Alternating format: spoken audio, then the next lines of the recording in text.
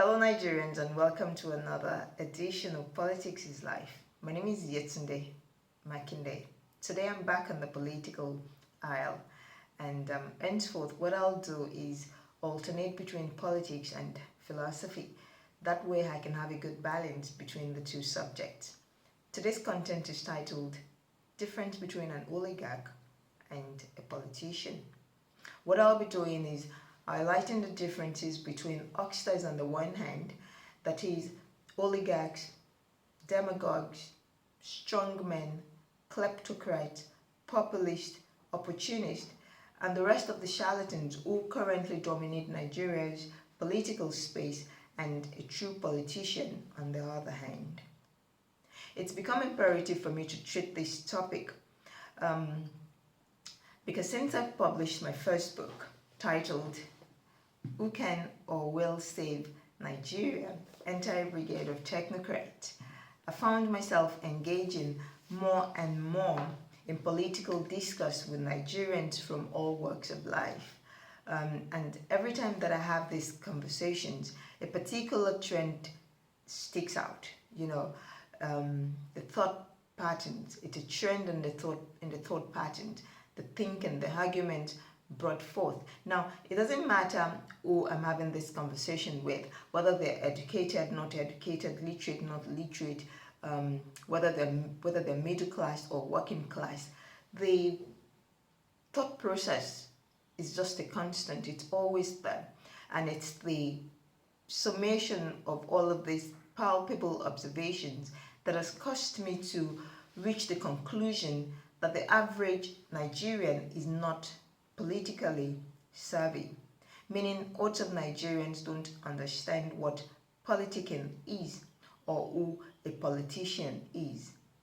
The sphere of politicking, like all others, has its own skill set, which suggests that certain behavioral competencies are expected of a politician, meaning certain behaviors will be considered as unprofessional and unacceptable when a politician has been found to have behaved in a certain way.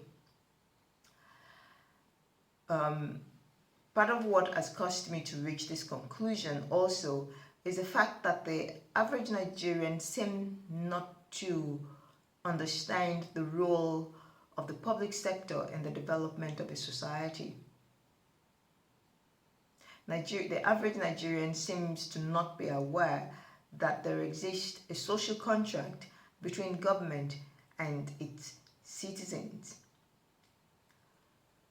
I think this must be, I think the reason why people seem to be ignorant of this fact that a social contract exists is because we over the years, for decades now, Nigerians have provided for themselves amenities that ideally should be provided by government. So it now seems like people just take things in their stride, and the provision of these amenities by the citizens is now just a given. And if that is the case, if citizens are going to provide things that should be provided by the public sector, why then do we have a government in place? What then are we paying taxes to government for? Every time that I've noticed this thought pattern, that I've noticed this trend, I will sit back and ask myself, what could be responsible for this widespread political ignorance among Nigerians? What could be the cause of it? What can it be attributed to? And I've been able to come up with 4 factors that stick out to me as what I consider responsible for this political ignorance that I've observed. And these 4 points, I'll list them now, explain them very quickly, and then go on to highlighting the difference between an oligarch and a politician. The 4 points are poor education curriculum, religion, lack of a reading culture, and the last point is the absence of thought leaders. Now, explaining the poor education curriculum. The education curriculum that is operational in Nigeria is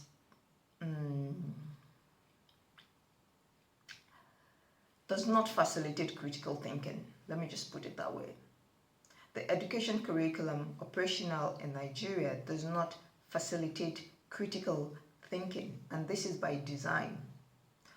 You must know that the education curriculum that we run is the one that was bequeathed to us by the colonialist, and that system was designed to train up a young child to become an obedient adult, an obedient servant. That is one who does not question authority, but only does as he is told. Is given instructions, is ordered, and he does as he is told. It's not a surprise that people go through the Nigerian education system, they graduate, and they have no clue what they want to do. They have no clue what they want to do. They have no clue what they want to do with their lives. They graduate college frustrated. Many more graduate and they have no idea how the real world works. If you graduated college and you didn't know what you wanted to do with your life, that's how to know that you were indoctrinated as opposed to being educated. Because a truly educated person would come out of college or university or polytechnic empowered, confident, ready to take on the world, and is self-reliant. Instead, what we have are graduates who are a liability to themselves and a liability to the society. They can't be productive, and that's not their fault. It's the system they've passed through that has conditioned them as opposed to educating them, has indoctrinated them as opposed to opening up their minds to empower them, to make them self-reliant, productive members of a society, which is what a true and balanced education curriculum will do. Because by design, that system, that's a robust, balanced education system, will have drawn out the innate abilities of students. Because everybody who incarnates into this world has something of value that they can give to the world, they can sell to the world. So a true and balanced education system will draw out your innate abilities, those things that you have an affinity for. It will bring it out, building your confidence and making you self-reliant. Number 2, religion, which has reduced the average Nigerian to a non-thinking person, like a robot. And just like the first point, that's education curriculum, which by default conditions a child. What religion does is whip people into conformity. And these 2 points that I've just listed, to anyone who is observant, insightful, and has been paying attention, to any such person, it's clear these 2 systems are alien to us. They were both foisted on us by aliens. So it's not a surprise that, the effect of these 2 systems are reflective in our society. The way things are chaotic, confusion everywhere, nothing at all is working. The third point is, another thing I did like to say before I move away from religion, is that the average Nigerian is not responsible for anything in his or her life. When good things happen, I say this because when good things happen to the average Nigerian, they give the credit to God. When something nasty that they can't cope with occurs, they put the blame at the devil's door. Makes me wonder, what exactly is the average Nigerian responsible for? Is there anything at all they're responsible for? The third point is lack of a reading culture. And if you're insightful, you'll see how this third one ties in very nicely, ties in smugly with the first 2 points that I've just listed. The average Nigerian does not read. If at all they read anything, maybe fiction, but non-fiction is not the strong suit of many Nigerians. And this is connected with the first point. And the fact that the average Nigerian is adept at reading his or her only book is how you know this point, this lack of a reading culture, is also tied into the second point, which is religion. The average Nigerian can go years without reading any kind of informative or educative material, but they must read their holy books, the Quran or the Bible, the Christian Bible. You know, the two books are tied to foreign cultures. Okay, so the average Nigerian who would do a bit more, you know, do a bit more, would read newspaper. The ones who do a bit extra, you know, in addition to their holy book and newspaper, would read social media posts, that's tweets and Facebook posts. But the unfortunate thing is, these things that I've just listed do not qualify as a reading culture. It doesn't qualify as that, because reading real books, cultivating the habit of reading real books, classics, you know, books that cover subjects like history, economics, political philosophy, politics, philosophy itself. These books must be read continuously, you know, because experts say that one of the ways to keep the brain neurons active and healthy is by engaging in certain activities like exercising, reading, learning new skills, learning new information. So to be well informed, to understand the world that you live in so that you can navigate your way around it, you must read books. It can't be overemphasized. But we don't have that culture. Nigerians read all right. Besides those things that I've even listed, tweets and all of that, and all the books, Nigerians read fiction. But I'm talking here about non-fiction books, because that's where you can get the gems that you need to help you win in this game of life.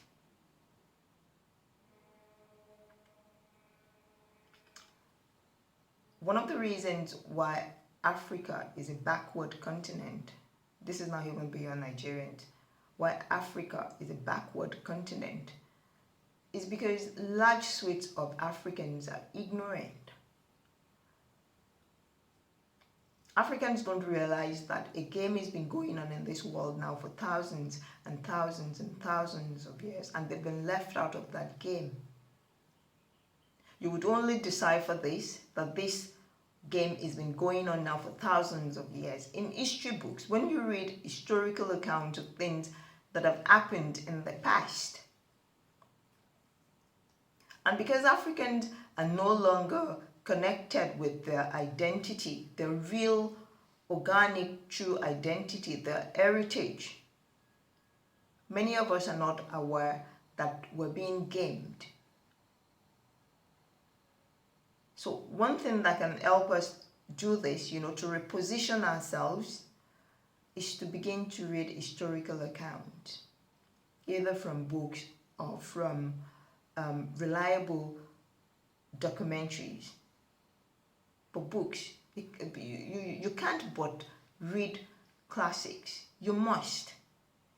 It will open up your eyes to things that you never even knew existed. This brings me to talking about reading to understand what has gone on in the past, to understand an historical account. Brings my mind to the principle of Sankofa, which is a philosophy of an ethnic group, in a Ghanaian ethnic group. It's a philosophy of a Ghanaian ethnic group, Sankofa, which means looking back in order to be able to build a better future. In order for Nigerians, and by extension Africans, to begin to win in the game of life, we must look back. We must glean the wisdom from the past. And one of the ways to do this is by reading books. Again, the importance and the usefulness of cultivating the habit of reading real books can't be overemphasized. You just can't. People who don't read, which is exactly what is happening to Africans. People who don't read are prey to opportunists and charlatans and narcissists. And opportunists have infiltrated Nigeria's political terrain. For as long as the average Nigerian stays politically ignorant, populist, opportunists, kleptocrats, demagogues and narcissists who pretend to be politicians will continue to have the upper hand and continue to game Nigerians. I said earlier on that Nigerians read fiction. I know this to be true because, fiction is fantasy. So the average Nigerian, as far as I'm concerned, as far as I know, prefer fantasy to reality. Because when you read classics, when you read classics, what you're doing is you're facing reality head-on. But when you prefer fiction, you're saying that your preference is fantasy. Now, I've got no problem with people reading fiction. It's cool. I've got no problem with it. I'm saying let there be a balance. Let there be a balance. And how do I even know that Nigerians love their fantasy? After I published my book sometime last year, I tried enlisting it on 3 online bookstores. The only one that was kind enough to enlist it is robinheights.com.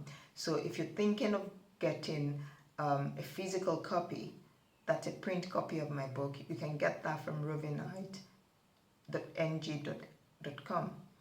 The other 2 companies, the second company, I sent an email, they never responded, so I put a call through to them. They said to me they were going to get back to me. They're yet to do that, and this was last year. The third company, however, after sending in an email, I filled the form, the online form. They asked for the genre, whether fiction and non-fiction. Of course, I filled in non-fiction. And then they sent an email. In response, they replied my email and said that they were unable to carry my genre at that point in time. I was, I was curious. The curious cat in me jumped out, and I picked up the phone, put a call through to them, and I asked them why they didn't want to carry my book. And the lady on the other end very politely said that my book is non-fiction and that the audience preferred fiction. So, there wasn't anything I could do, and that was that. So that's how I know, that's how I know that fantasy is what Nigerians love, and it's reflective in the way that our society is at this point in time. But I understand why people would want to escape reality and bury their head in fiction and bury their head in sand. That's what happens when life gets very hard, when things are difficult. We all want to escape reality.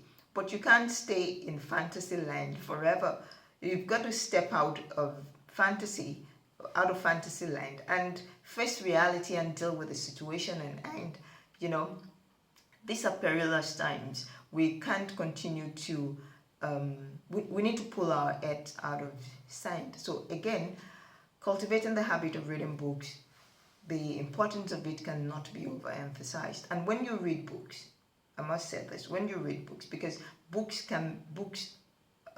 propagandists also author books. So when you read books, you must have the ability, you must develop the ability to discern, to use your intuition to take out what is useful. I say this usually to people. When you read a book, what you should do is read it like you consume a fish. You know, take the flesh and discard the bone. Moving on to the final point now, which is absence of thought leaders. I don't know if I've said this earlier. There are two main ways of learning, formal and informal. The formal learning usually ends when we graduate from school, when we graduate university or polytechnic or college of education. That usually puts an end to formal learning. But informal learning goes on throughout the course of a person's life. Until your time here on this side of life is done, you really continue to learn. And thought leaders, learning from thought leaders is an informal way of learning. And as thought leaders help shape the minds of members of the society by imparting knowledge and thereby impacting the society positively. We do have thought leaders in this country, but the thing is, we do not give them, we don't listen to them, we don't give them the opportunity to teach us anything. We have, we've been raised to the systems we've passed through. Education and religion has created that situation where we've thrown away our cultural ethos. You know, we don't give regard to people who are honorable, to people who are honorable, to people who are full of wisdom. We don't reckon with such people. So in lieu of thought leaders, what we have is a proliferation of clerics of all stripes, that imams, pastors, deacons, deaconesses who brainwash the gullible with gibberish and superstition. And to that, add zero talent and vapid so-called celebrities, actors, musicians, media personalities who do nothing but poison the impressionable minds of young Nigerians with gutter culture. A combination of this pollute the minds of Nigerians, dumbing down both young and old. Throughout human history, it's demonstration of intelligence and intellect combined that have advanced the cause of groups of people and society at large. And until we have intelligent intellectuals at the frontier of our politics, nothing will change. You can quote me on that. In the last few years, more and more Nigerians have thrown in the towel and have become resigned on account of current events, insecurity, inflation, infrastructural deficit, which hinder individual and collective aspiration. But as I shared in my book, there is one thing we haven't done. It's the best of us working together, you know, the same way the worst of us band together, destroying this country. Similarly, the best of us must also work together. Form a formidable front with the intention to salvage what is left of this country. I might add that the deconstruction of man-forged manacles and the re-education of the populace are integral to the intervention this country needs at this perilous point. And this is why we at LTM, that's Liberating the Mind, do what we do, creating this content, creating political and philosophical content to help educate the masses and also open up the mind of people. Philosophy is a subject that everybody should be looking at, because it's the one subject that covers all spheres of human existence. It covers everything.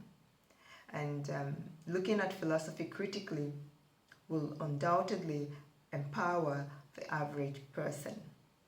I will now just highlight the difference between a true political on the one hand and hucksters. So you can join me in the next clip, or I see you in the next clip.